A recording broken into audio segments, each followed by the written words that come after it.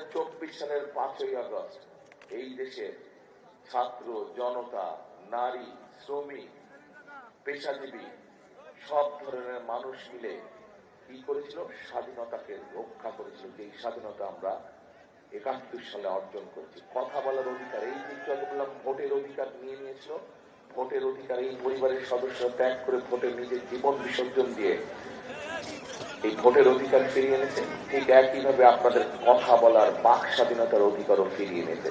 কাজে এখন কথা বলতে হবে, যেটা ভালো সেটাকে ভালো বলতে হবে, যেটা মন্দ সেটাকে মন্দ বলতে হবে। যদি মন্দ হয় প্রতিবাদ করতে হবে, প্রতিবাদ জানাতে হবে। গত 15 বছর এইভাবে নির্বাচনী তথাকথিত যে নির্বাচনে, সেই নির্বাচনে কি এরকম জনসভা হয়েছিল? হয় নাই।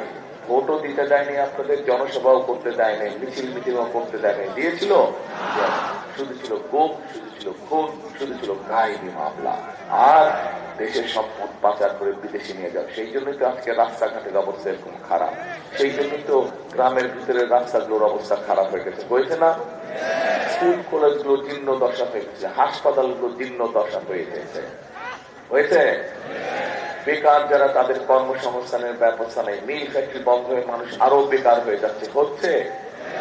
তাহলে তো ভাই এই অবস্থা তো পরিবর্তন করতে হবে। পরিবর্তন করতে হবে না? পরিবর্তন করতে হবে।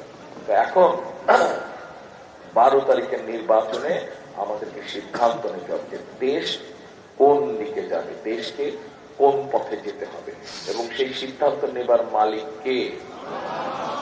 কে? আপনারা, জনগণ। বাংলাদেশের জনগণ হচ্ছে সেই সিদ্ধান্ত নেবার মালিক। কারণ এই দেশের মালিক কে? জনগণ হচ্ছে এই দেশে। এই যে 20 কোটি জনগণ, এই 20 কোটি জনগণ হচ্ছে এই দেশের মালিক। কাজেই 12 তারিখে দেশের মালিক মিলে, সকল মালিক মিলে সিদ্ধান্ত নেবে যে দেশ কোন পথে যাবে। এখন আসেন, এই যে বিগত 15 বছর যেরকম আপনাদের ভোটের অধিকার, কথা বলার অধিকার কেড়ে নিয়ে হয়েছিল, ভোট নিয়ে যে ষড়যন্ত্র হয়েছিল, এইরকম ষড়যন্ত্র কিন্তু আবার চালু হয়েছে। আরেকটি দল এই ষড়যন্ত্র করছে, আরেকটি দল আছে এই ষড়যন্ত্র করছে। এই দলটি, এই দেশ কবে স্বাধীন হয়েছিল? 71 সালে স্বাধীন হয়েছিল। সেই 71 সালে যখন এই দেশ স্বাধীন করার জন্য এই দেশের সন্তানেরা, এখানে যেরকম জুলাই পরিবার এবং গুম পরিবারের সদস্য আছে, ঠিক আমাদের মুক্তিযোদ্ধা পরিবারের সদস্যরা আছে, মুক্তিযোদ্ধারা আছে। সেই মুক্তিযোদ্ধারা নিজের জীবন বিসর্জন দিয়ে দেশকে স্বাধীন করেছিল। কিন্তু সেদিন আমরা খেয়াল করেছিলাম একটি গোষ্ঠী সেই স্বাধীনতার বিরোধিতা করেছিল।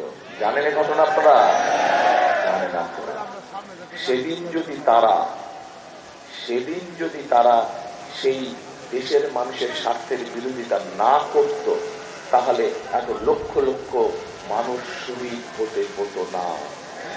সেদিন যদি তারা দেশের মানুষের স্বার্থের সাথে থাকতো, তাহলে লক্ষ লক্ষ মা বোনের সম্মান নষ্ট হতো না। কাজে প্রিয় ভাই বোনেরা, আজকে কিছু কিছু মানুষ বলে যে অমুককে তো দেখলাম, তমিককে তো দেখলাম, এবার অমুককে দেখি। আরে ভাই, যার কথা বলছেন তাকে তো এই দেশের মানুষ 50 বছর আগেই দেখেছে তারা কি করেছে। 50 বছর আগেই দেখেছে যে তারা দেশের স্বার্থের বিরুদ্ধে দাঁড়িয়েছে। 50 বছর আগেই দেখেছে তারা তাদের নিজের স্বার্থের জন্য এই দেশের লক্ষ লক্ষ মুক্তিযোদ্ধাকে তারা হত্যা করেছে। 50 বছর আগেই দেশের মানুষ দেখেছে যে তারা নিজের স্বার্থ রক্ষার জন্য কিভাবে হানাদার বাহিনীকে দিয়ে দেশের লক্ষ লক্ষ মা বোনের সম্মান নষ্ট করেছে। প্রিয় ভাই বোনেরা, শুধু তাই নয়, আমরা ইদানিং খেয়াল করছি যে তাদের লোকজন বিভিন্ন বাসায় যাচ্ছে এবং বাসায় গিয়ে বিশেষ করে মা বোনদেরকে বিভ্রান্ত করছে। মা বোনদেরকে তারা বিভ্রান্ত করে বলছে যে তারা কিসের টিকিট বিক্রি করছে? হ্যাঁ, কিসের?